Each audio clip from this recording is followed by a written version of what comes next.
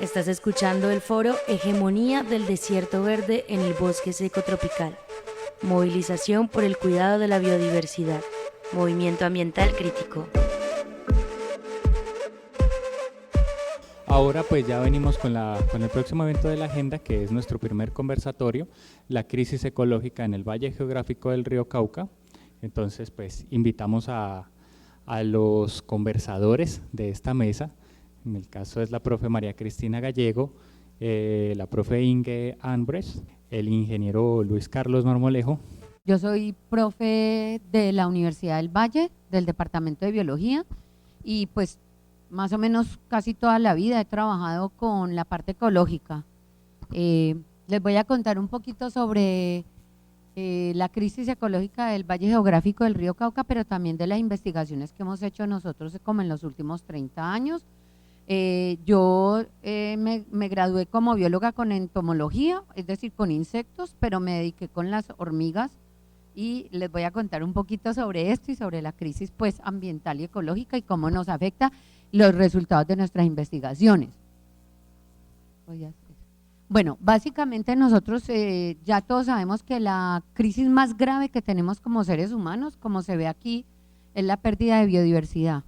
Ciclo de nitrógeno, crisis climática, etcétera. Tenemos una gran problemática, pero la crisis de la biodiversidad es quizá el reto más grave que tenemos como especie y para el planeta, porque la pérdida de biodiversidad es irreversible. Una vez se extingue, puede que esté extinguiendo 20, 50, 100 especies diarias de la vida. Por lo tanto, pues hablando de esto, pues hay mucha gente que se ha ido investigando el papel que tienen los bosques y digamos en los ecosistemas terrestres, porque también están en los acuáticos, los arrecifes coralinos, etcétera, pero en los ecosistemas terrestres son muy importantes nuestros bosques, y los bosques tropicales además están generando una cantidad de funciones importantísimas, específicamente en América Latina. Por ejemplo, nosotros, no sé si ustedes conocen el concepto de ríos voladores. Es increíble, pero todo está conectado en nuestras Américas, y las lluvias que suceden por acá abajo y en el Chaco, etcétera, lo que producen toda esa cantidad de cultivos que tienen en esas zonas también se están originando en la zona amazónica y también tienen mucho que ver con las lluvias que recibimos acá. Todo está interconectado y nosotros no nos damos cuenta de la importancia de los bosques para nuestro bienestar, para nuestro futuro.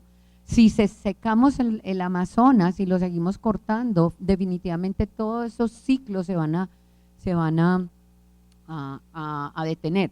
Ríos voladores, se refiere a que están volando, están en las nubes y se están trasladando. Entonces, pensando en esto, cuando nosotros estamos cortando la Amazonia, estamos fragmentando todos los bosques de nuestros ecosistemas, estamos generando lo que decía el profe Fernando Fernández, una fragmentación, como ustedes ven ahí en negro. A medida que pasa el tiempo se va haciendo cada vez más aislados y más pequeños los bosques. Entonces, esto se describió hace mucho tiempo, y lo que sucede es que esa fragmentación es una de las primeras causas de la pérdida de biodiversidad. Y en los bosques tropicales, que es apenas el 7% de la superficie del planeta, tenemos el 50% de las especies. Entonces, ¿qué pasa con la fragmentación? Como se hace cada vez más chiquito el espacio, las especies empiezan a competir, a tener problemas, se salen de su hábitat natural, como vemos ahí en azul, y entonces están mucho más vulnerables las especies, además las poblaciones se reducen. En este contexto estamos en el bosque seco del Valle Geográfico, que ya les ambientó el profe los problemas que tenemos. Es una de las prioridades de Colombia, y en el mismo Instituto Alexander von Humboldt han venido trabajando con esto porque es el más amenazado, no solamente en Colombia. Janssen en 1900 en Costa Rica, de sus estudios del bosque seco tropical, dijo es el más amenazado de los grandes hábitats de tierras bajas. Y esto se caracteriza porque se tiene que soportar estaciones de sequía muy grandes, y en el Valle Geográfico del Río Cauca pues tenemos que estar en estas altitudes y estas temperaturas, pero lo más importante era que les quería decir que además es el más amenazado en el valle geográfico del río Cauca por degradación y colapso inminente de este bosque seco. En este contexto, nuestro valle geográfico es el más degradado de todos, tiene más o menos el 1, máximo 1.5%, según estudios de Arcila, de cobertura boscosa súper fragmentada. Entonces yo hace 27 años trabajé mi maestría en estos bosques que aparecen aquí, desde el Cauca, pero es que ahí nada se ve, pero es San Julián en el Cauca, hasta Las Pilas, hasta el norte, todo alrededor pues del valle geográfico, y trabajé las hormigas como indicadoras. En esa época a nadie se le ocurría muestrear la matriz productiva, porque según los biólogos todo, lo único que existía de biodiversidad estaba en los bosques. Pero se me ocurrió en esa época hacerlo con la matriz y encontré algo muy raro, muy especial, que fue lo que me indujo a mí a llegar a hacer un doctorado con agroecología. Descubrí, mejor dicho, vi la luz con la agroecología. Y esto precisamente lo que mostró era que donde el bosque era más rico, que es las barras rojas, también la matriz agrícola era más rica. Entonces yo decía, ve, pero tan raro, o es la matriz la que ayuda al bosque, o el bosque ayuda a la matriz, o ambos se ayudan. La matriz me refiero a los ecosistemas productivos, agroecosistemas, como la caña y el potrero. En esa época también muestré caña y potrero. Y cuando dijimos, bueno, ¿qué está pasando dentro de esto? Pues yo no lo voy a hablar aquí, pero luego mi doctorado lo hice en cafetales y todo eso, y vi y pude demostrar con mis otros co-investigadores que entre más se intensifica el manejo agrícola, menor biodiversidad tenemos. Y no solo cualquier biodiversidad, se vuelve más generalista, más agresiva y más plagas. Quiere decir, si tú tienes una biodiversidad planeada, le pones árboles, haces una finca diversa, una planeación con bosque, con diferente rotación de cultivo, lo que decía el profe, tenemos una matriz agrícola mejor, con más biodiversidad. Y en ese momento las conclusiones eran que los bosques obviamente siempre fueron más ricos que la matriz, que conservaban mucha de la myrmecofauna, que es las hormigas, y que a mayor riqueza de los bosques, más especies exclusivas. Pues resulta que hace unos años conseguí una estudiante de maestría que hizo repitió exactamente lo mismo que hice yo hace 27 años. Ella es María Alejandra Bautista y ya acaba se va a graduar en estos días. Y ella muestreamos juntas todos los mismos bosques que yo mostré en los mismos sitios, con los mismos métodos, y encontramos algo rarísimo. Resulta que el estudio que yo había hecho, se siguió repitiendo que los bosques fueron mucho más ricos que la matriz, ¿vale? Pero lo interesante es que, digamos, después de 27 años aumentó la diversidad de todo el valle geográfico del río Cauca alrededor de esos bosques y no sabemos muy bien por qué. Pero una de las razones que sabemos es que casi todos los bosques aumentaron de área, ha habido políticas de conservación de esos fragmentos de bosque y creemos que eso está incidiendo positivamente, pero también la pluviosidad desde hace 3 décadas a cuando hicimos los muestreos por el fenómeno de la Niña subió entre 50 y 100% y 90, 70% más en los momentos que hicimos los muestreos, y esa humedad, esa pluviosidad que es consecuencia del cambio climático también afectó la fauna. Pero una cosa muy especial que encontramos fue estas 2 barras que dicen que hay menores especies raras en el estudio 30 años después casi, ¿sí? 27. ¿Qué quiere decir? Que de pronto el paisaje se está homogenizando. Vamos a mostrarles esto porque resulta que en el marco de la tesis de María Alejandra también tuvimos a Camila Arboleda, que estudió precisamente solo los potreros versus los cañaduzales, en los mismos que yo había estudiado hace 27 años, y que encontró ella muy interesante. Pues claro, ella lo dice, como la caña está muy hartamente intervenido el valle geográfico, y que teníamos 2 tipos de matrices productivas, que es la caña de azúcar y la ganadería. Y resulta que digamos que esas prácticas agrícolas, pues según si van homogeneizando el paisaje, ayudan a la pérdida de diversidad, y que claro, la calidad, ojo aquí, porque el argumento es no solamente, bueno, los bosques hay que conservarlos, sin bosques no tenemos agua, no tenemos todo, pero las matrices, ¿cómo las manejamos? Bueno, vamos a mirar qué es lo que nos han mostrado nuestras investigaciones. Digamos que esa calidad de la matriz viene siendo supremamente importante para conservar la biodiversidad. Entonces nosotros hemos utilizado las hormigas como indicadoras. ¿Sí ven lo lindas que son, los ojotes que tienen, lo hermosas que son las hormigas? Bueno, en todo caso ellas son muy importantes porque son indicadoras ecológicas. Hicimos lo mismo que hace 27 años con el mismo valle geográfico, y las que están en rojo, devuélvete un momentico, las que están en rojo en ese mapa son los que tienen cañaduzal, y los de verde, los puntos verdes, son los que tienen potrero. ¿Y qué hicimos? Pues miren tan impresionante como se ve San Julián, cómo es la dinámica de la caña, ¿vale?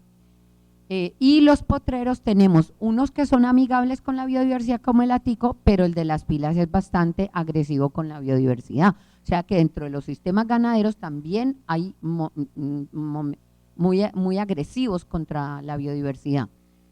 ¿Y qué encontramos? Pues la riqueza del potrero, miren las dos barras, la verde es la riqueza de hormigas del potrero y la gris la riqueza de hormigas de la caña, que son bioindicadores. Quiere decir que,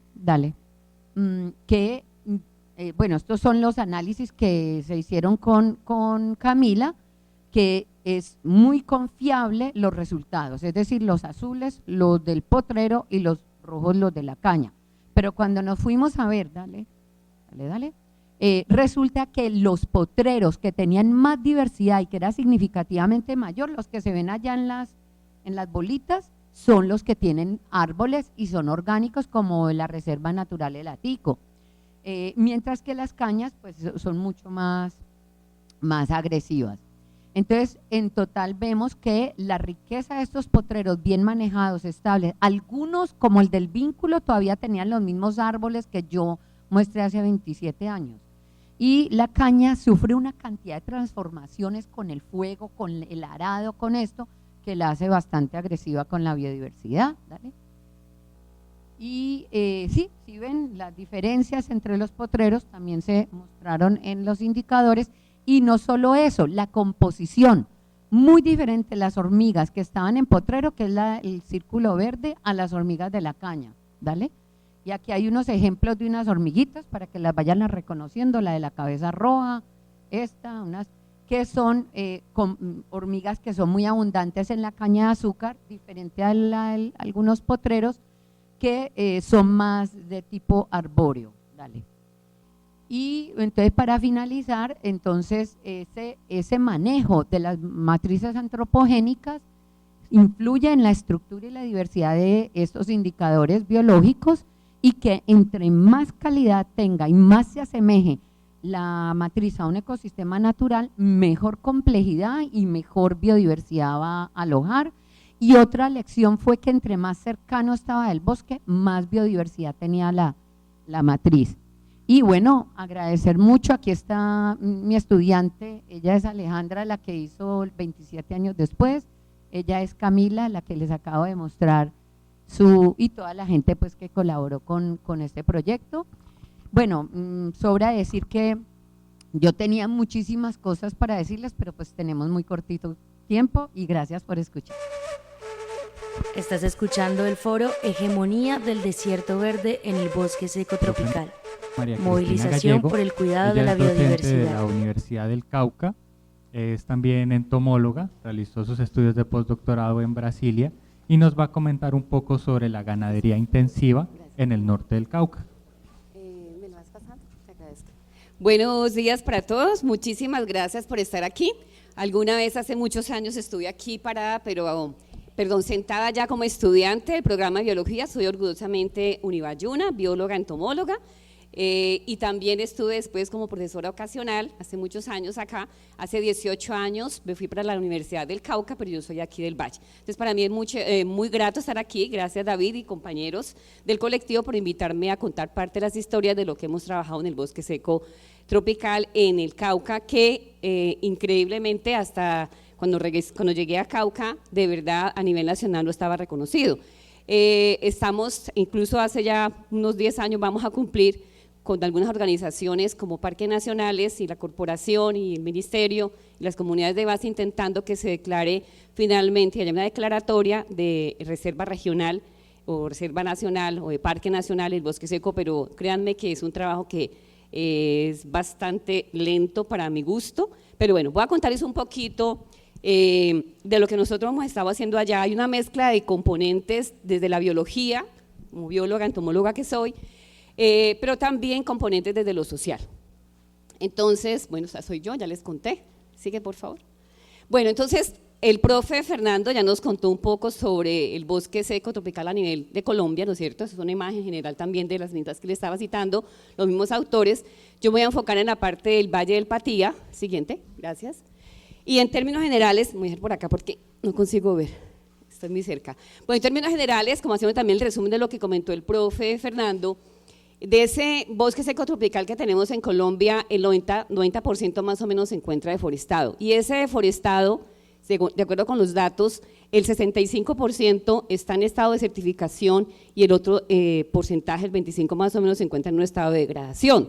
De ese pequeño que nos queda del 10%, ¿no es cierto?, más o menos se plantea que está sobreviviente, comillas, hay un 9.96% que está en peligro y hay otro porcentaje pequeño que está en algunas áreas de reserva. En el Valle del Cauca, por ejemplo, la profesora Inge comentó, la reserva del Vínculo, creo que todos la deben de conocer, es una reserva regional que realmente, créanme, se ha ido mejorando cantidades. Yo de vez en cuando todavía la visito con mis estudiantes del curso de Ecología y precisamente para poder ver cómo ha ido mejorando en el tiempo y como los estudios que ha hecho la profe con sus estudiantes, pues se puede evidenciar. Siguiente. Bueno, en el caso siguiente, gracias.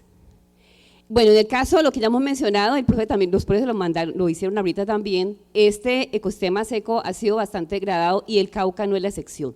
En ese orden de ideas, todas las actividades, ¿no es cierto?, que se tienen, si nos concentramos, ¿no hay un apuntador? ¿No? No, devuélvela, por favor. Allí. Nos concentramos aquí en lo que es la cuenca del Patía, ¿no es cierto?, que corresponde precisamente a los ecosistemas secos que, como les mencionaba, no se reconocían hasta hace unos 20 años atrás. Esto se empezó a reconocer con un proyecto que nosotros ejecutamos incluso en conjunto con la Universidad del Valle y la Universidad de ICESI. La Universidad del profesor William Vargas, que mencionó el profesor Fernando, también participó, y otros profesores, y se empezó a dar como a visibilizar que el Patía, el Cauca como tal, también tiene bosque seco tropical, bastante degradado, pero lo tiene. Ustedes pueden ver aquí en este mapa, ¿no es cierto?, en el área verde, es un mapa de parques nacionales de lo que hemos estado trabajando que les mencioné. Hay alrededor de 74.965 hectáreas, siguiente, pero de esas hectáreas, miren cómo se encuentran. Si ustedes ven el mapa aquí y ven la nomenclatura allá, ¿sí?, lo que hay en condición natural, más o menos son 32.000 hectáreas, y seminatural 29.000 hectáreas, ¿no es cierto?, y lo transformado. Ustedes ven aquí en ese mapa, si devuelves por favor, esta imagen de aquí y la empatan con la que sigue, ustedes ven acá, entonces miren, lo poquito que ustedes ven verde es lo poco y nada que se encuentra de bosque seco tropical, y créanme que el estado en que se encuentra es bastante fragmentado, bastante antropizado, ¿sí? Siguiente. Entonces, ¿nosotros qué hemos hecho? Cuando yo llegué a Cauca hace 18 años atrás, y como venía trabajando como estudiante de pregrado hace muchos años aquí y también de maestría, apoyé los procesos de los proyectos que la profesora Inge mencionó, pues también me interesé por trabajar el bosque seco en el Cauca. En ese orden de ideas nosotros hicimos un trabajo con la gente. ¿En qué sentido? El Valle del Patía, para todos los que no conocen, los que conocen me desmentirán, está bastante degradado, y no solamente es el problema de la caña, que en el Patía realmente no es tanto, sino el problema de la ganadería, tema que también la profesora Inge tocó aquí en el Valle del Cauca. Y es un problema, ¿en qué sentido? La transformación que ha surgido el bosque seco en el Patía principalmente está dado por los terratenientes, ¿no es cierto?, que implementaron ganadería intensiva, es decir, tumbaron el bosque seco, ¿sí?, e implementaron la ganadería. Obviamente, antes de esa ganadería, la gente era muy biodiversa. El Patía era una despensa agrícola realmente para Colombia, ni siquiera para el Cauca solamente. Y con ese proceso de la implementación de las zonas ganaderas, toda esa comida que la gente producía fue disminuyendo. Nos metieron en el cuento de que trabajar con la ganadería era mejor. ¿Cómo puedo contar esta historia? Por los trabajos que hemos hecho con la gente, ¿sí? Gente que pertenece precisamente a 5 corregimientos: El Puro, Rincón, Méndez, El Estrecho y Patía, de los cuales ellos, además de ser campesinos de la zona, pertenecen algunos de ellos a organizaciones de productores de la región, las juntas de acción comunal, pero también hicimos un trabajo con la gente de la corporación, en ese caso para nosotros es la CRC, y otras organizaciones de base. ¿Qué hicimos nosotros? Siguiente, gracias. Empezamos a hacer un ejercicio con ellos que le llamamos un ejercicio de Así es nuestro bosque, un ejercicio de cartografía social. ¿Y qué pusimos? ¿Qué les implementamos a ellos? Les propusimos a ellos armar un mapa, ¿sí?, veredal, donde se reflejara la situación de hace 50 años atrás con la actual. ¿Por qué dijimos 50 años atrás? Porque créanme que participó gente bastante mayor, incluso algunas de las cantoras del Patía. Si han escuchado las cantoras del Patía, es un grupo de señoras mayores que cantan, tienen unos cantos de allá de la zona, y gente de avanzada edad, gente mediana edad, jóvenes y niños también participaron. Entonces lo que hicimos fue hacer un ejercicio de cartografía social que les permitiera a nosotros, con ellos, con la información de ellos, reconocer en sus corregimientos, en sus veredas y en sus fincas cómo era la situación de hace 50 años atrás y cómo era la que tenían hoy en día. En ese orden de ideas, entonces, hicimos el trabajo de cartografía con la gente, corregimiento del Rincón, todos en el mismo escenario, ¿no?, el mismo espacio aquel día, corregimiento del Estrecho, ¿sí?, con la gente del Puro, sigue por favor, con la gente de Méndez y, sigue por favor, corregimiento de Patía, sigue por favor. Bueno, a grosso modo, tenemos toda la información, desafortunadamente no hemos sido juiciosos para la publicación, pero está la información de base. Y en esa información de base, ¿qué encontramos? Hay un paralelo. Aquí voy a resumir algunas de las cosas que encontramos. Ellos hacen un paralelo porque la idea era ver cómo era hace 50 años ese bosque, qué tenían ellos en la actividad productiva, cómo percibían ellos la diversidad de los bosques frente a las plantas, ¿no es cierto?, incluso a las maderables, frente a las aves, frente a la fauna, frente a la comida que se producía, cómo percibían ese bosque donde ellos dicen finalmente que estaba pegado a la casa de ellos y cómo lo perciben hoy día, cómo lo tienen hoy día. En ese resumen ustedes pueden ver del lado izquierdo lo que pasaba hace 50 años y del lado derecho lo que está actualmente. Y la conclusión básicamente está en que la pérdida de diversidad en todos sus renglones, tanto en la parte productiva, como dije, fue una despensa agrícola, producían muchas hortalizas, frutas, diversas frutas, ¿sí? Pero hoy día realmente se redujo a el monocultivo del pasto para ganadería. ¿Qué también ha sucedido de lo social? Han metido a la gente por el cuento de mejorar la producción y los ingresos en diferentes procesos productivos. Tuvieron una época que fue todo lo de los cítricos, quebraron. Hace unos 10 años los metieron en el cuento del cacao, quebraron, sí. Y ahora están intentando retomar los pocos que son parceleros que aún se mantienen, porque ojo, aún se mantienen, pues intentando producir, pero hay un problema con el agua. El recurso hídrico en el Patía es bastante escaso. Las sequías en Patía, o sea, la época de sequía es muy, muy amplia y el verano es muy fuerte. Entonces, eso hace que definitivamente si no tienes una fuente de agua para regar tus cultivos, ¿sí?, pues evidentemente también va a cambiar. Pero todo es bajo el esquema de la producción de la ganadería. La siguiente, por favor. Entonces, miren, toda la diferencia que hay en todas las especies maderables que ellos tenían en aquella época y lo poco que ellos mencionan hoy día. Con respecto a la fauna lo mismo, incluso con respecto a los peces en la fuente de agua, en el río. El resumen es que ellos dicen de hace 50 años, nosotros vivíamos cerca del bosque, porque vivían al lado del bosque. En la medida en que se va ampliando la frontera agrícola y pecuaria, el bosque cada vez, como dice la derecha, nos queda más lejos. Entonces se hizo una reflexión con ellos para que finalmente se concluyera que ellos mismos son unas personas extractivistas. Estamos acabando con los recursos del bosque, pero no los recuperamos. ¿Qué sucede hoy día? Lo poco que queda de bosque seco, que yo le digo realmente potreros arbolados, así lo menciono yo en un documento de un informe, es que a pesar de que están cercados en la época de la sequía, que es bastante larga, ¿qué hacen los hacendados? Cortan el alambre de púa y dejan que el ganado ingrese para resguardarse del sol inclemente.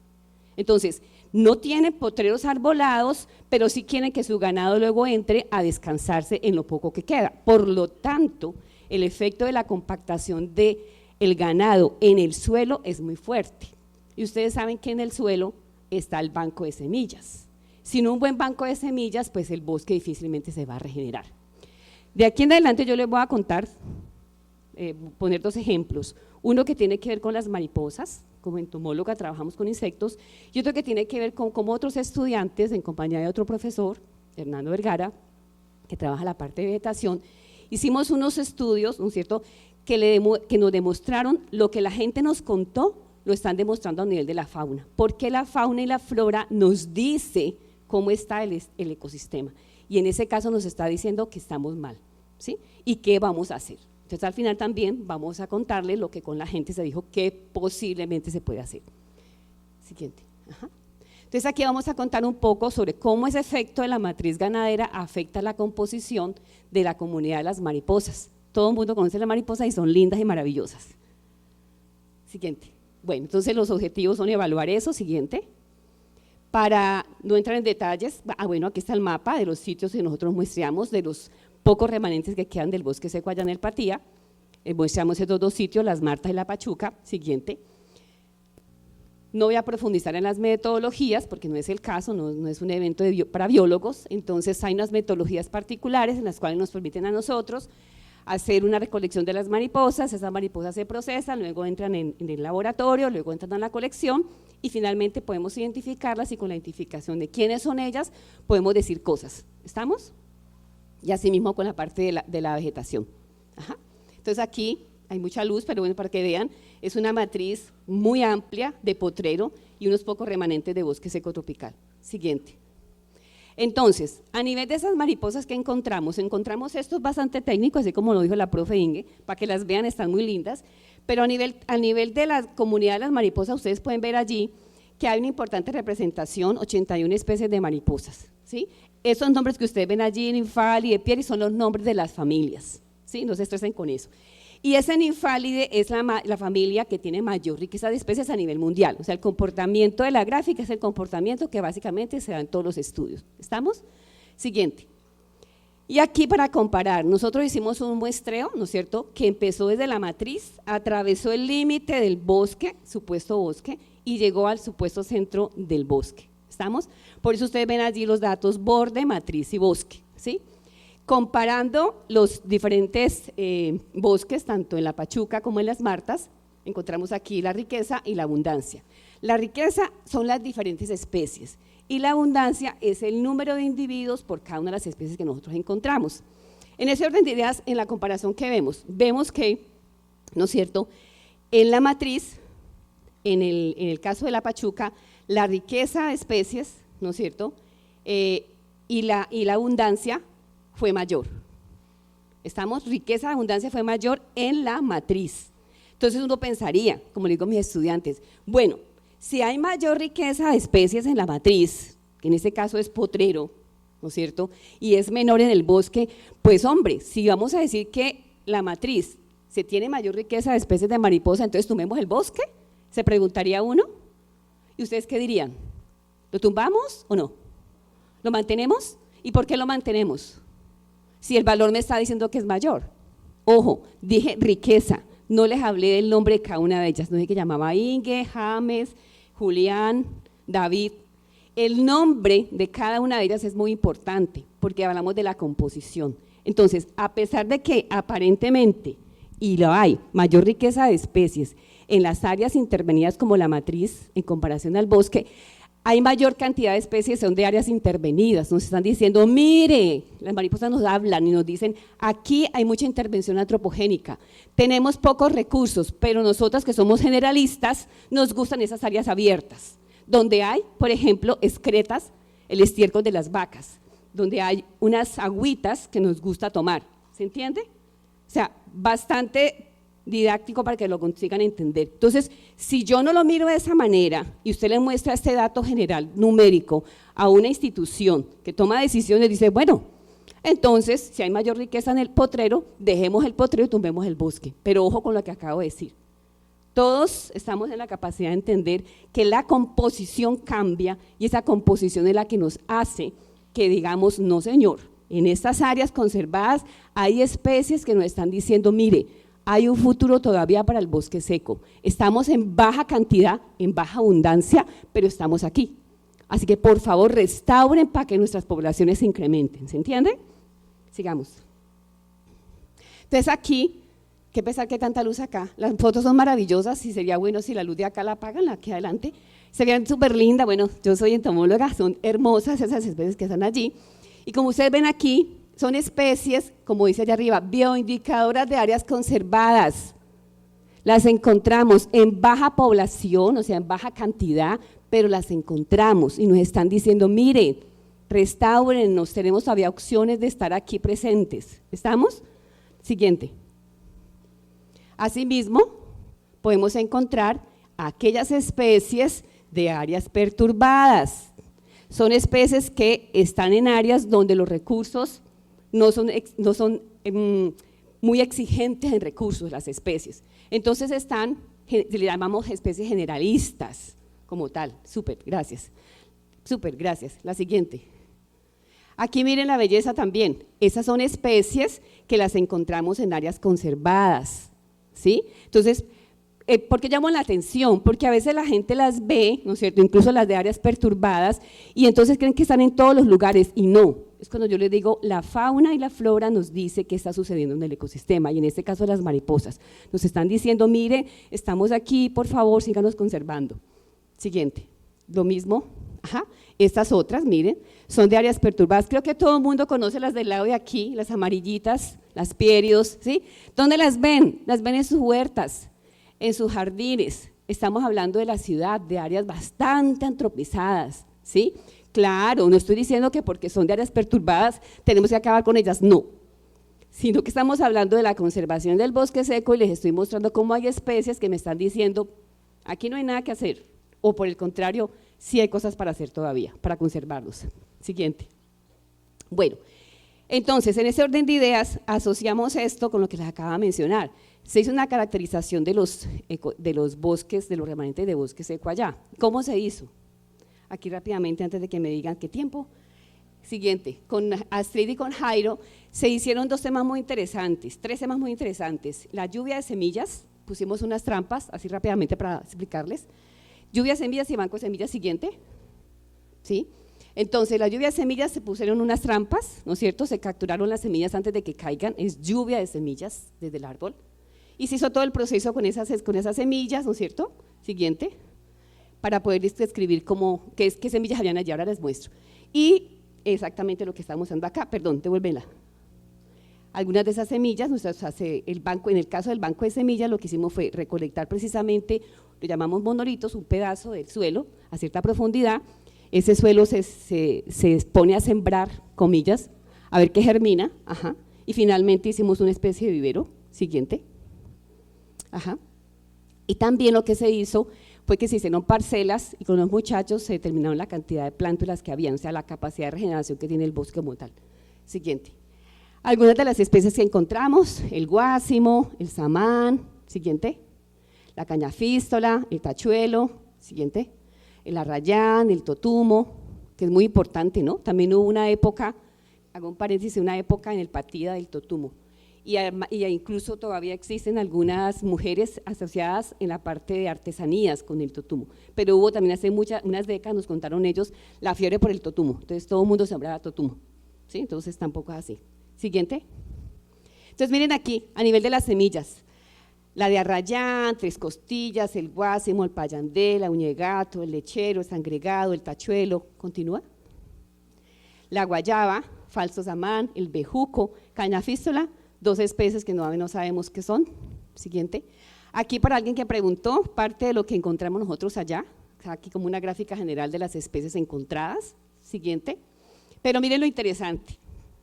A nivel, ¿uno qué hace? Los datos de uno los compara con los estudios de otros, ¿sí o no? Entonces aquí estamos comparando. Entonces miren aquí lo interesante. Nosotros, la siguiente, estamos aquí. Martas y Pachuca, los 2 remanentes de bosque mayores, de mayor tamaño que tenemos en la zona. Imagínense pues, ¿cómo eran los otros? Tenemos solamente 18 y 17 especies, y digo solamente porque en Colombia hay otros remanentes de bosque seco, incluso declarados como reservas regionales, donde pueden llegar hasta 120 especies. 120 especies vegetales diferentes, y nosotros, debido precisamente, la conclusión es al efecto de la compactación del ganado, no está dejando que las pocas semillas que estaban en el banco de semillas germinaran. Por lo tanto, tenemos un banco de semilla que, aunque es interesante, con 17 y 18 especies, sigue siendo pobre para lo que se tenía anteriormente. Por favor, siguiente. Bueno, entonces para resumir lo que se discutió con la gente, ¿cuáles podrían ser entonces esas problemáticas a partir de la gente? Problemáticas que se tienen. Obviamente salió a relucir la ampliación de la frontera agrícola y ganadera. No se cultiva por la falta de agua, que es una problemática que se tiene, ¿sí? Y es más seguro tener ganado. Miren lo que les vendieron a las personas, es más seguro tener ganado. Acaban de tumbar lo poco que tenían y tengan 1 o 2 vacas, ¿listo? Aunque ellos antes tenían sus vacas y, como decía en los datos que yo puse allí, ellos transformaban, hacían quesos, hacían yogur. El yogur patiano, el kumis patiano es súper famoso en Colombia, ¿sí? Es una tradición que ellos tenían. Ahorita solamente hay 2 o 3 personas que son los dueños del capital, por decirlo de alguna manera, que se apoderaron de la producción de kumis patiano, ¿listo? Bueno, el uso de madera como combustible para los galpones. Hay mucho ladrillo. En el Patía todavía hay muchas ladrilleras y obtienen precisamente el combustible ¿de qué? Del bosque seco. Minería legal e ilegal. Ese problema se agravó desde hace unos 15 años para acá, cada vez es mayor. Y ahí también las corporaciones tienen responsabilidades, ¿sí?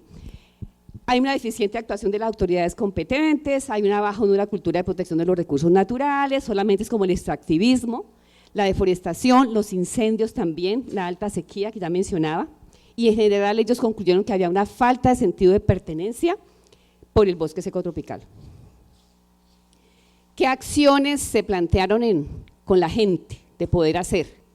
Un uso sostenible de los bosques. Entonces la gente hablaba de cosas como, por ejemplo, sí, yo necesito, porque como mencionó también el profe, el 50-55% de la población colombiana todavía cocina con leña, y el patiano es la excepción, créanme. Si yo necesito, lo que se discutía con la gente es, si yo necesito ir a sacar algo del bosque, pues también tengo que retribuirle. Entonces, si yo saco uno y que no sea de muy antiguo, yo también necesito ir a sembrar. Entonces se discutían ese tipo de cosas. Conformación de grupos ecológicos por veredas para sensibilizar a la comunidad y proteger los recursos naturales, formular y ejecutar proyectos de siembra de agua, la presencia de las autoridades ambientales, la CRC estaba con nosotros en estos talleres, y la CRC también discute lo mismo, la falta de recursos, ellos daban una parte, por ejemplo, ellos han dado, no estoy defendiendo la corporación, pero lo que ellos dan básicamente es que le dan a la gente el alambre de púas para que cierren los remanentes de bosque, pero ya mencioné que viene el administrador de la hacienda, corta el broche, corta los alambres y permite que el ganado ingrese. Entonces ahí toca un trabajo con también estas personas terratenientes de la zona. Capacitación para concientizar a la comunidad de la importancia de la conservación de los bosques y del agua, del recurso líquido, ¿no es cierto? Y la aplicación de la normativa ambiental. Siguiente. Bueno, eso es todo de momento. Quisiera también hablar un poquito, perdón un segundo, sobre la pregunta que hicieron de las abejas. Eso es un tema que también nosotros hemos trabajado en la zona, precisamente porque el profe mencionó sobre Apis mellifera. Apis mellifera es una especie, ¿sí? Y que se introdujo la africanizada y se cruzó con la nuestra, y todo nuestro territorio colombiano está con abeja africanizada, pero nosotros llamamos la atención sobre nuestras abejas nativas. Nosotros tenemos un potencial altísimo en Colombia con nuestras abejas nativas. Entonces, creo que es un tema para la discusión ahorita del foro, pero no lo quería dejar pasar. Entonces, bueno, muchas gracias. Eso es todo. Vale, profe, María Cristina, muchas gracias. Estás escuchando Bueno, el foro Hegemonía del Desierto Verde en el Bosque Seco Tropical. Movilización por el cuidado de la biodiversidad. Movimiento Ambiental Crítico. sanitario, él es líder sindical y nos va a hablar sobre sus estudios empíricos y pues las publicaciones que ha sacado alrededor de la pérdida de las madres viejas y de los humedales en la zona del Valle del Cauca. Buenos días al auditorio, a todos y a todas. Es para mí, me siento muy bien de estar aquí con ustedes en este espacio del movimiento ambiental crítico. Yo más que una presentación tengo varios temas que tratar. Mi nombre pues Luis Carlos Marmolejo, soy caleño, ingeniero sanitario, tengo una maestría en Educación Ambiental y Desarrollo Sostenible en la Universidad de Santiago de Cali. Estoy terminando mi doctorado en Desarrollo Sustentable y pues hace muchos años, cuando era ingeniero, me educaron para no pensar. Esa es como la primera reflexión que hago de mi experiencia, y es que nos educan y nos enseñan una cantidad de metodologías y realmente llegamos a la vida profesional es a dar resultados, a producir con las máquinas, pero en ningún momento pensamos y más bien nos arrodillamos al sistema de alta velocidad para que, aunque sea fraudulentamente, demos los resultados y violentemos todo, violentemos la vida, violentemos la naturaleza y le demos resultados a una multinacional. Yo pertenezco a Sinaltrainal, soy miembro de este sindicato agroalimentario que lleva 40 años en Colombia y que llevamos más o menos 40 muertos defendiendo a los obreros que trabajan en la industria de alimentos y que han sido perseguidos, y que aquí el que se pronuncia no está de acuerdo, pues lo callan, ¿no? Y nosotros somos un ejemplo de eso. Entonces, y trabajo en una de las multinacionales que produce más plástico y que hoy en Colombia tenemos una situación que es que la reglamentación colombiana permite que saquemos agua del subsuelo. En algunas regiones, como en Colombia, el agua es por oferta, entonces el agua del subsuelo es gratis. El agua del subsuelo, por ejemplo, aquí en este sector de Univalle, donde nace uno de los acuíferos más grandes del sector de la ciudad de Cali, porque tenemos la cuenca Río Pance, la cuenca Río Jamundí, tenemos los Farallones, este acuífero subterráneo que está aquí se abastece y abastece todo el acuífero hacia el norte de Cali, y aquí nace, y Univalle tiene 3 pozos que todavía no los ha puesto a funcionar, los va a poner a funcionar, y Coca-Cola tiene un pozo, y la Fundación Valle Lilí tiene otro pozo, Jardín Plaza tiene otro pozo, pero lo más crítico de esto es que por la construcción que se viene haciendo en el sur de Cali, pues se está pavimentando, entonces ya el agua no infiltra, entonces el pozo está entrando en crisis, entonces las concesiones de esta zona pues están siendo limitadas y lógicamente pues habrá agua para la educación, habrá agua para la Fundación Valle Lilí, pero pues a 14 pesos el metro cúbico la están extrayendo, y hoy tenemos el caso de La Calera en Manantial, que están extrayendo el agua manantial, este año se les vence la concesión, y pues ahí hay un problema político, ambiental y social, y es que la sequía, que cada vez es más drástica en nuestra región y en nuestro país, pues está mostrando que le estamos regalando el agua a las multinacionales, y que hoy Manantial saca agua a 14 pesos el metro cúbico, y anoche veía en el supermercado, que por ahí compré unas bolsitas de agua, que venden a centavos.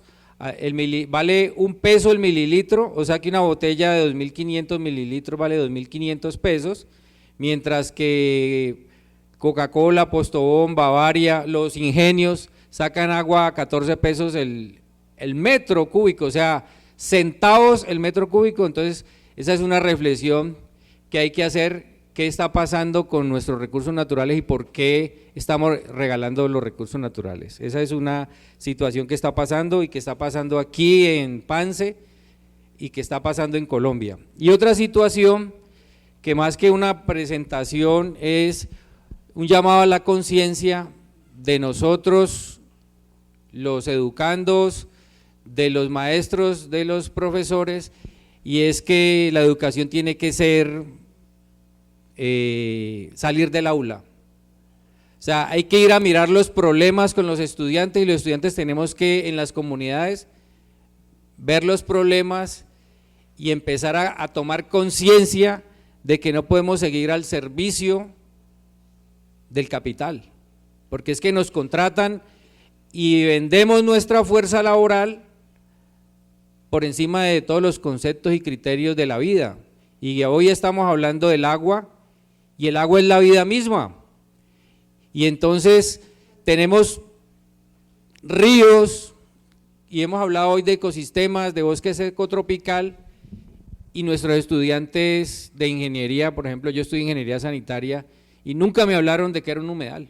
Ríos y todo, pero ¿qué era un humedal? Lo vine a entender cuando hice la maestría en educación ambiental en la Universidad de Santiago de Cali, donde Luis Antonio González era el director en su momento, y me enseñó que era un humedal, y desde hace 15 años estoy recorriendo los ríos de Colombia, entendiendo que es un humedal porque todavía no lo he podido entender, poco a poco, y más humedales de cauce aislado del río, y el Valle del Cauca, pues tiene un río muy importante donde no se han respetado las rondas hídricas.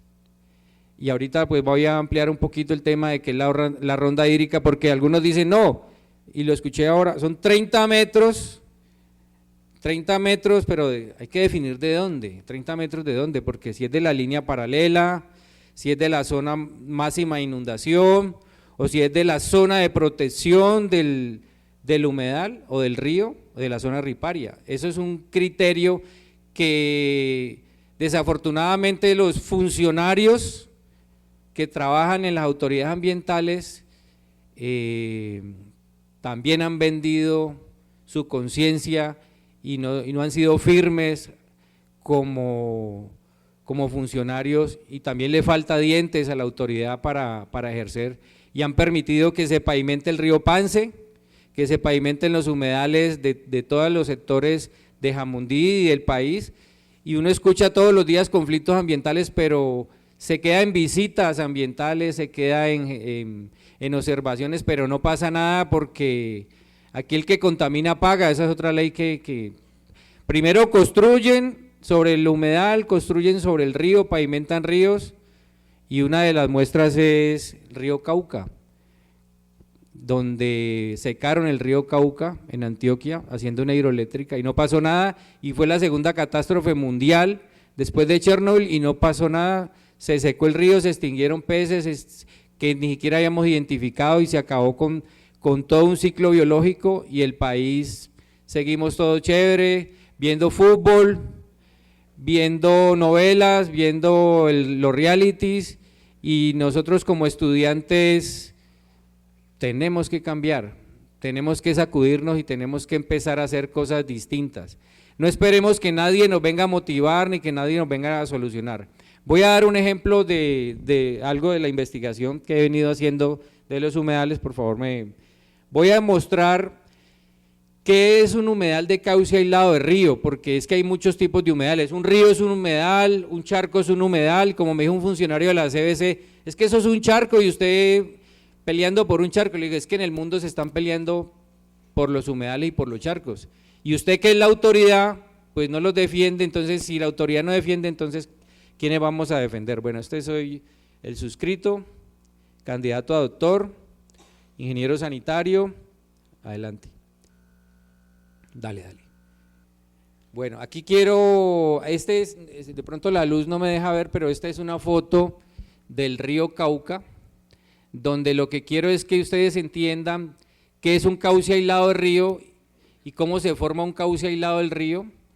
Entonces, bueno, primero pues los ríos tienen unos meandros, ¿Cuáles son los meandros? Esas curvas que ustedes observan ahí en este río Cauca, en el cual pues el río por su geomorfología, él va haciendo un recorrido y más en las zonas planas porque pues este río Cauca, río Magdalena son ríos volcánicos, nacen a 3.200 metros de altura y este río en la zona plana cuando viene por el Valle del Cauca va formando estos meandros. Entonces lo primero que tenemos que entender, dale, ¿cuál es la longitud del meandro, no? Entonces llamamos longitud del meandro, para que se forme un humedal de cauce aislado, pues tenemos que entender toda esta geomorfología. Longitud del meandro es el punto entre los dos meandros, la distancia que hay entre los dos meandros, a eso le llamamos longitud del meandro, y la amplitud del meandro, por favor, adelante. La amplitud del meandro es la zona entre la curvatura y el punto de inflexión que se ve allí en la letra B. Ahora vamos, ¿cuáles son los puntos de inflexión? Los puntos de inflexión, como lo vemos ahí en la letra C, son esos dos puntos críticos, le llamo yo, porque ahí es donde el río se viene cerrando con el tiempo. Este río es capitalista, porque lo que ustedes ven allí es caña de azúcar, al lado y lado, ¿no? Caña de azúcar, entonces los cañeros, ellos no han respetado la ronda hídrica y la autoridad pues no ha hecho nada para defender la ronda hídrica, entonces no son ni los 30 metros, sino que hay que definir es dónde inunda el río Cauca, hasta dónde se inunda y a partir de ahí de la zona de máxima inundación definimos cuál es la zona de protección y ahí sí definimos los 30 metros. Entonces en estos puntos críticos el río se va cerrando y después tenemos el radio de curvatura y en el radio de curvatura ahí se van formando los sedimentos que el río le quita a unos y le entrega a otros. Por ejemplo, yo he visto fincas que el río se las ha llevado, pero esa tierra del río se la entrega a otros, probablemente a otros cañeros. Este humedal en la letra E, dale, arriba, se llama La Trozada. Entonces, este río en este movimiento meandriforme, le llamamos, se ha formado un humedal de cauce aislado de río, que se llama La Trozada. Voy a mostrarles cómo se formó este humedal en casi 30 años. El humedal La Trozada se encuentra ubicado aquí frente a Uga, el municipio de Yotoco, municipio de Uga. Esta es una zona donde hay gran cantidad de humedales y está la laguna de Sonso, que fue declarada laguna Ramsar en el año 2012 y que no se ha hecho nada por esta laguna y se viene secando y se viene secando y se viene secando porque le cerraron las entradas a la laguna y los humedales se alimentan de agua y si tú le cierras la entrada pues se va secando. Adelante. Sí, así es. Dale. Eso, despacio le vas dando. Este es el humedal La Trozada. Adelante. Esta foto aérea del año 1999, dale seguido que ahí va a ir cambiando la imagen. Entonces, esta foto fue en el año 99, estas imágenes son de CBC, dale. Año 1957, este era el meandro del río, cómo venía el río en el año 1957, adelante. 1964, el río se va moviendo, 1964, dale. 1976, ya el río en los puntos de inflexión, como ven, se va cerrando el río, adelante. Dale. 1986, adelante. Y ya en 1986 el río rompió. ¿A qué se debe esto? Pues a las lluvias, por ejemplo, cuando hay gran cantidad de lluvia, pues el agua busca la forma más fácil y ella no va a seguir por la curva, sino que va en sentido recto, entonces deja estos humedales, este brazo que era el antiguo brazo del río, que en el Valle del Cauca he contabilizado 82, de los cuales el 40% están sembrados de caña y el otro 60% están colmatados con bulchón, están en vías de extinción. Entonces este humedal quedó aislado, esta es la forma como el río nos entrega estos humedales, la sala cuna de los peces, de las aves, de las semillas, que cuando el río vuelve y crece, pues él entra a estas madre vieja, a estos brazos antiguos de su río, y salen los peces, salen los bocachicos, los barbudos, las tilapias, salen nuevamente al río Cauca. Adelante. 1988, dale, este ya es el río, ya definitivamente abandonó su humedal. Bueno, ahora de aquí ¿qué sale? Vamos a cambiar a la otra presentación.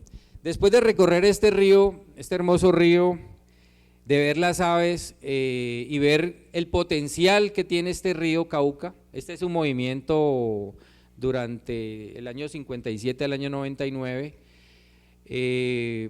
pues este río tiene un potencial que ya se ha ido perdiendo, que es el de la pesca por su contaminación, porque no lo hemos protegido, tiene un potencial de avistamiento de aves increíble, y de aquí salió este libro que se llama La Ruta del Garzón Azul, impresionante garzón que viaja por este valle del Cauca, entregándonos estos garzones, estas aves, estas maravillas que no valoramos porque ni siquiera nos enseñan, ni siquiera nos llevan del aula, y es una reflexión que le quiero hacer aquí a la Universidad del Valle. Hay que sacar sus estudiantes de aquí, de estas cuatro paredes, y llevarlos a conocer la región, llevarlos a conocer el río, y llevarlos a hablar con la población para que entre todos podamos construir y entre todos podamos darle luz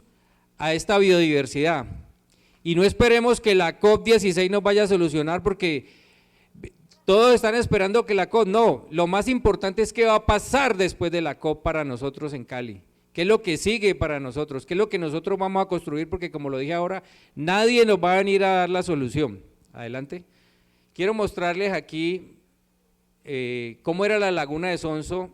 Aquí hay una foto del año 1958, aquí esta foto. Esta es la foto de la laguna de Sonso, y voy a terminar ahorita con la georreferenciación que hice. Esta es la foto, la laguna de Sonso, sus madreviejas, su zona inundada en el año 58, y esta laguna en el año 69 tenía 1.334 hectáreas. Compañero, vamos a cambiar a la presentación en el Word. Esta laguna tenía 1.334 hectáreas, esta medición la hice, y hay una herramienta muy sencilla, gratuita, que la pueden usar las comunidades, que es Google Earth. Ahí en Google Earth usted puede hacer sus mapas, usted puede localizar su casa, su región, su río, su bosque, medir su bosque y determinar cuáles son las posibles afectaciones o los impactos que podemos causarle en una obra o en un proyecto o en algo que nosotros queramos realizar, y es muy sencillo, y podemos llevar a nuestros alumnos, a nuestros niños, a que aprendan a manejar estas herramientas y ellos se puedan ubicar satelitalmente. Entonces, esto pues ya lo expliqué, cómo se forma un meandro, un tipo CAR, se llama cauce aislado de río. Esta es la forma como se formó, ya lo expliqué. Vamos para la siguiente página. Esto es el componente de la ronda hídrica y que debe ser revisado, porque mira, ahí tenemos la A, la B, la C, la D y la E, y tenemos que la zona, la parte A es la zona donde normalmente se inunda, se presentan crecientes distintas en los ríos. O sea que cuando uno va a un humedal o a un río, no es solamente la zona riparia, el borde del río, sino que hay que ver más allá a dónde es que este río lleva sus sedimentos, dónde los deja los sedimentos, porque el río no solamente transporta agua, sino que transporta materia orgánica que es esencial para que los bosques y los suelos se nutran y se recuperen. Y tenemos una zona, la zona B, que es la zona que normalmente está el cauce, durante todo el año el cauce se mantiene allí.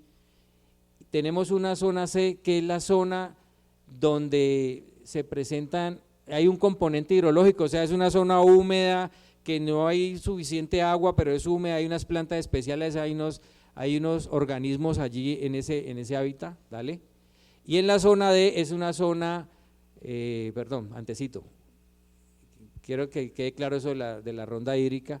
La zona D es una zona donde hay un nivel de inundación, miren ahí está la zona D, un componente ecosistémico y al final hay un componente en la zona D, un componente geomorfológico. O sea, esos son los criterios que tenemos que definir para la ronda hídrica, porque cuando vienen y me dicen que es de aquí de la orilla 30 metros, ya perdimos, ahí no hay ronda hídrica. Entonces, bueno, adelante. Y aquí, ya para finalizar en esta figura 3, está la laguna de Sonso, declarada laguna Ramsar, protegida internacionalmente y que la CBC, según los resultados, ¿no? Según los resultados que se muestran, afortunadamente existe Google Here, porque anteriormente que no existía la tecnología, tocaba creerles a los del ministerio, tocaba creerles a todos los científicos, no, ahorita los niños pueden entrar a Google Here y mirar esta imagen, mira, laguna de Sonso, tenemos ahí 4 colores, rojo, amarillo, azul y púrpura. Entonces miramos en la zona roja era el año 1969, este humedal que hay frente a Uga, teníamos 1.334 hectáreas. En la zona amarilla, de color amarillo, pasamos de 1.300 a 834 hectáreas. En la zona de color azul, año 2012, donde fue declarada Laguna Ramsar, 414 hectáreas. Y en el año 2022 quedan 2 espejos de agua pequeñitos, uno de 36 y 64 hectáreas. Entonces, la conclusión aquí es que la zona riparia de la Laguna de Sonso en 50 años, según las mediciones satelitales, computan que hay un 92% de reducción del espejo de agua de la Laguna de Sonso desde el año 69 al 2024. Estamos en esta laguna al 8% de la sequía total. ¿A quién le beneficia esta sequía? Ya ustedes ya lo dirán. A los cañeros, a los dueños de las fincas, a los dueños del ganado, porque esto es un terreno que lo pueden usar para eso. Muchas gracias. Estás escuchando el foro Hegemonía del Desierto Verde en el Bosque Seco Tropical. Movilización por el cuidado de la biodiversidad. Para todos los que estuvieron en las presentaciones, entonces si gustan, pueden venir aquí a acompañar al compañero Luis Carlos. Y pues sí, si nos pueden prender las luces, por favor. Ya necesitamos otra vez iluminación. Bueno, entonces voy a hacer las preguntas acá y entonces pues cada persona que le corresponda responderla, pues ustedes me van colaborando allí. Natalia. Bueno, acá hay la primera pregunta. Frente al bosque tropical en el Patía, la coca se ha identificado como amenaza, así como el proyecto hidroeléctrico Patía en la cuenca media del Patía. ¿Eso está relacionado con la transición a la ganadería? Bueno, pienso que esa es una pregunta para la profesora María Cristina. Bueno, la coca, no solamente en el Patía, en el Cauca todo, es una problemática, los cultivos de uso ilícito, ¿no? Recuerden que no es la especie como tal el problema es el uso que el ser humano con el modelo productivo y la transformación hace. Como les comenté, desde el 2015-16 hay una mesa del bosque seco junto con la gente de Parques Nacionales, la corporación, varias organizaciones de base. Nosotros como universidad también estamos en esa mesa y que yo les decía, realmente es demasiado desgastante, porque llevamos, imagínense cuánto vamos a cumplir, hace 10 años, intentando la declaratoria de zona de reserva, ¿no es cierto?, bien sea regional o bien sea como parque nacional, porque el Valle del Patía está también en la zona del norte de Nariño y nosotros como Cauca, y es bastante desgastante. Hay muchos intereses, evidentemente hay muchos intereses políticos, económicos, particularmente de los ganaderos, y lo de la hidroeléctrica también para nosotros fue una novedad. Eso es un documento que lleva muchos años, estaba por allá supuestamente oculto, comillas, y con estas reuniones salió adelante, salió a flote el cuento de la tal hidroeléctrica Patía. Hidroeléctrica que realmente nosotros no compartimos, ¿no? O sea, ya tenemos la problemática en Cauca, tenemos la salvajina, creo que el profe Fernando mencionó la problemática, y la problemática de salvajina la tenemos ya en Cauca. Entonces, otra hidroeléctrica, pretender otra hidroeléctrica en la zona del Patía, digamos que los que estamos sentados en la mesa hasta el momento no compartimos esa idea, y la idea por el contrario es con las comunidades es hacerle como el quite a eso, es lo que les puedo comentar. Bueno, por acá tenemos otra pregunta también para la profe María Cristina, y es, si la ganadería deteriora el suelo casi en su 100%, ¿cómo o qué se debe hacer para recuperar esa riqueza del suelo? Gracias. Mira, los sistemas productivos, yo me sorprendí mucho cuando llegué a Cauca hace 18 años y vi esa forma de producción ganadera en el Valle del Cauca, aquí con la Universidad del Valle y CIPAP, que es un centro de investigaciones. Llevan muchísimos años, la gente del SENA también, los SENAs agropecuarios, llevan muchos años trabajando, consolidando la parte de investigación y haciéndola la parte práctica, los sistemas silvopastoriles, agrosilvopastoriles. Entonces a mí me sorprende mucho que en el Cauca no se hubiesen implementado. Ya con un grupo de profesores del programa de agropecuarias de la universidad, empezaron a hacer algunos proyectos de investigación en la zona de Patía, y se está empezando a trabajar los sistemas agrosilvopastoriles que aquí en el Valle del Cauca y en muchas partes de Colombia llevan muchos años, llevan décadas estableciéndolos.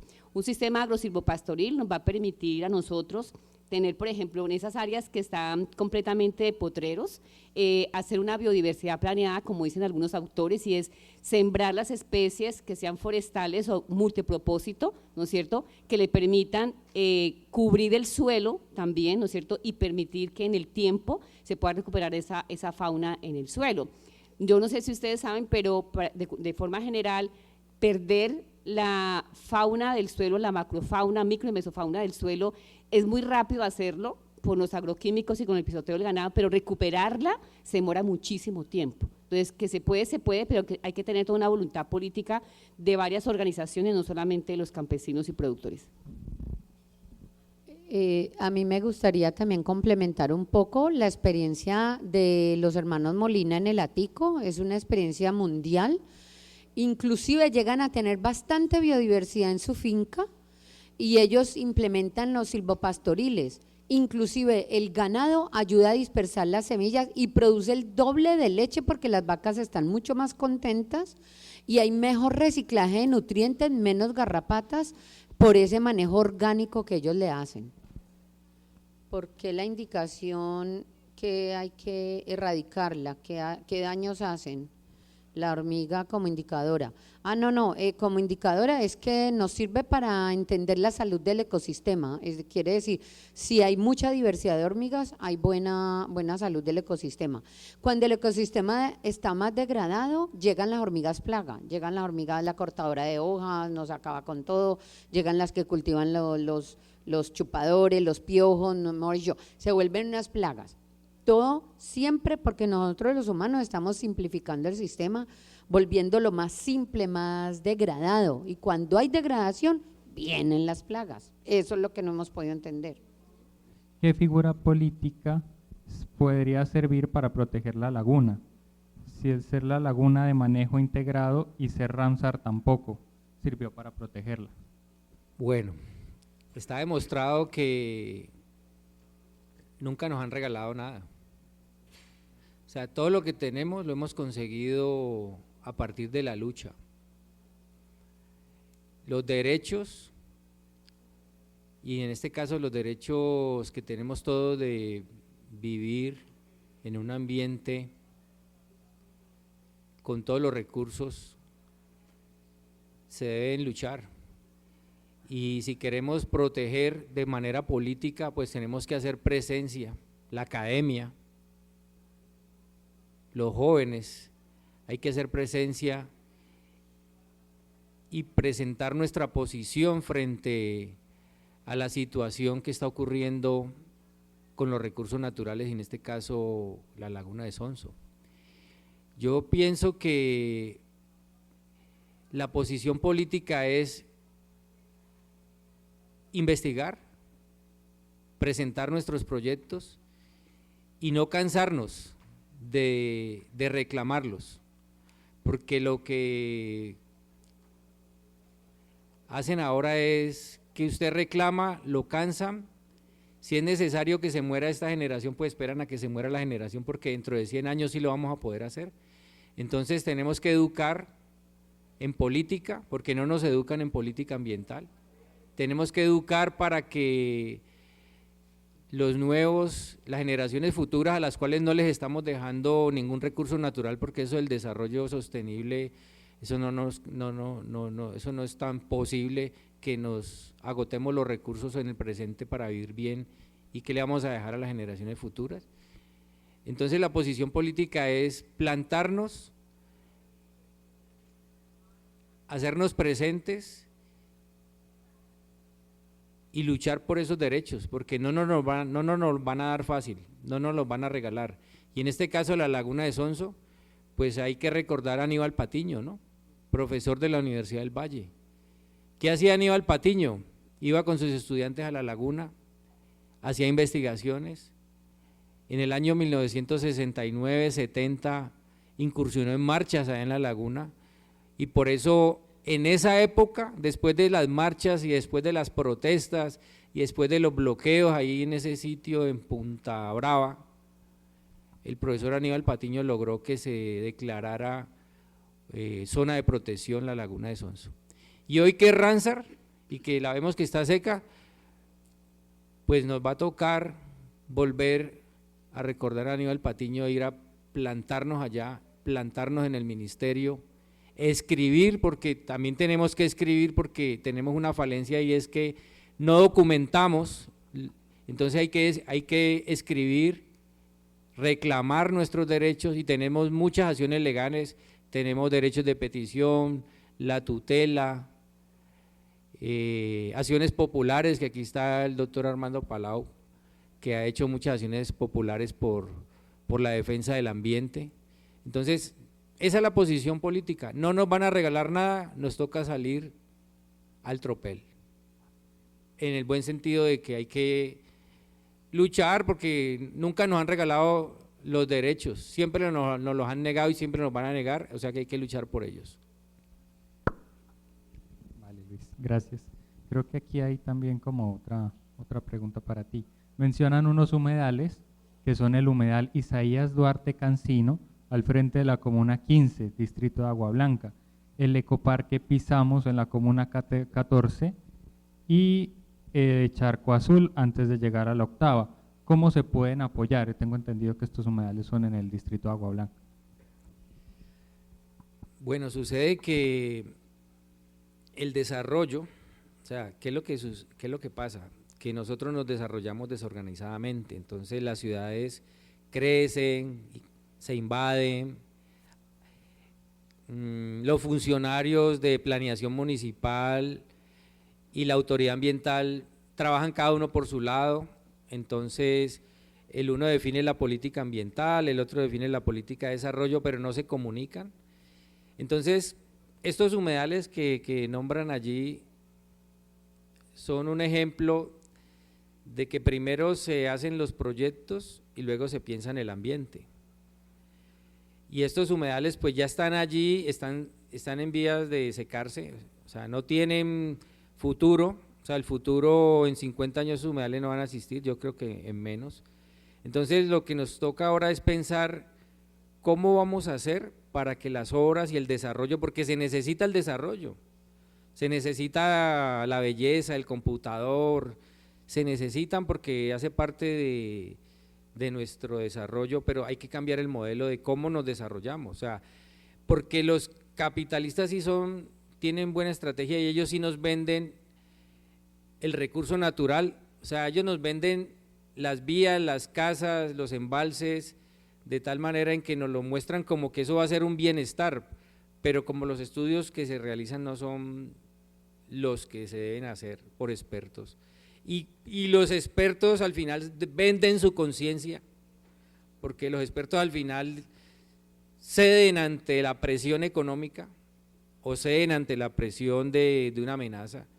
Entonces, estos desarrollos pues no son los mejores, y la ciudad se ha venido desarrollando sobre los ríos, sobre los humedales, porque la planeación no es buena, porque la comunicación de la autoridad ambiental no es buena, y porque aquí se construye, como lo dije ahorita, se construye y después de que se construye la autoridad dice, pero eso no estaba permitido, pero ya se construyó.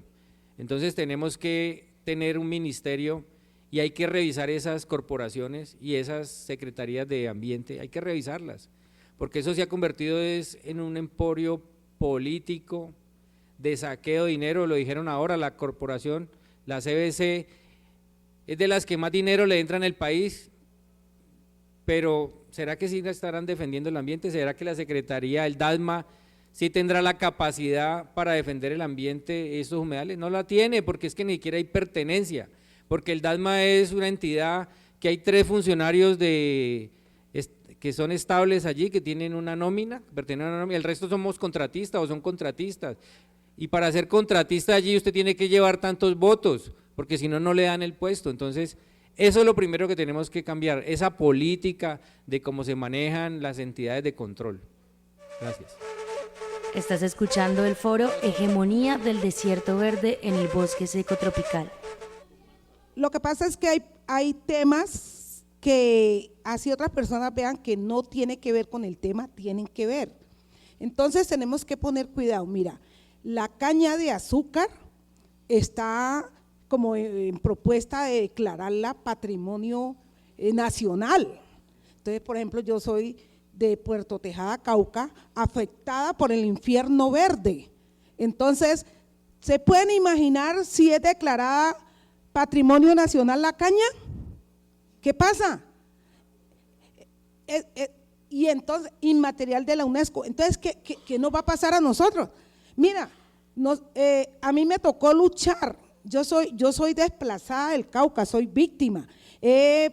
Gracias a Dios he sobrevivido a 3 atentados y yo sé que yo ya el tercero fue el vencido y no me pasó nada, entonces ya me robaron el miedo, ya no me va a pasar nada. Entonces tenemos que actuar ante esto. Mira, entonces ahorita con la COP16 y que llegó aquí a Cali, entonces eso no es gratuito. ¿Por qué? Tenemos al dueño el que tiene que ver con familias de ingenios.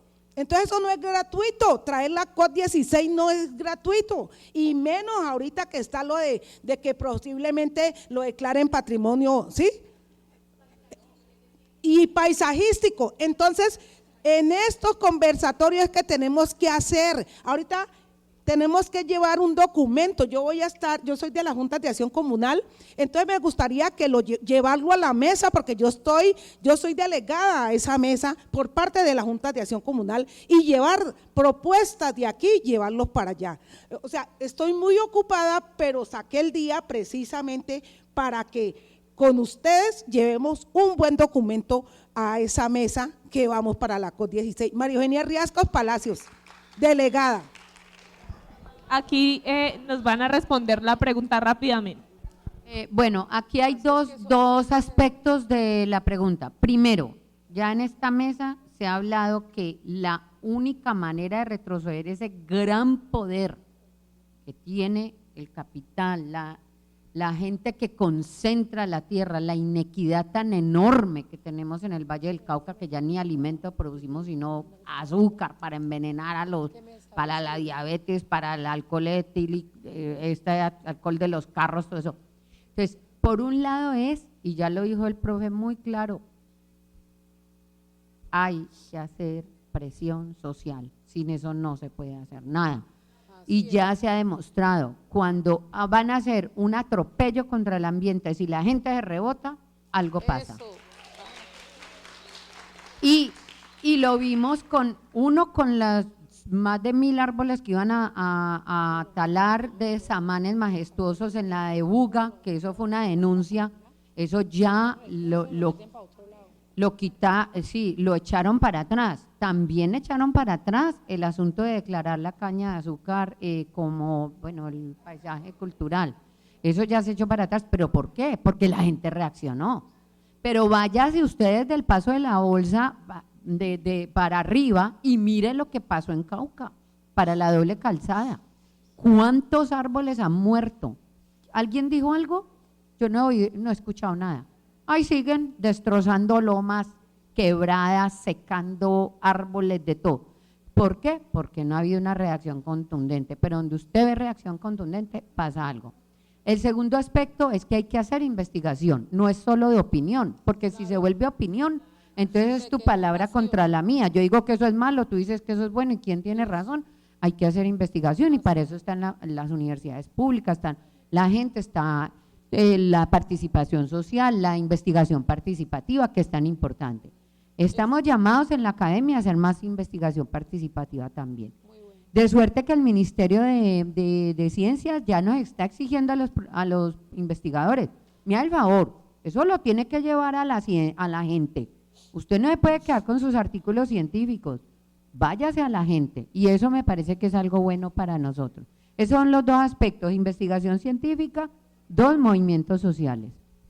Ondas que movilizan. Radio Bacana. Tejido sonoro desde el suroccidente.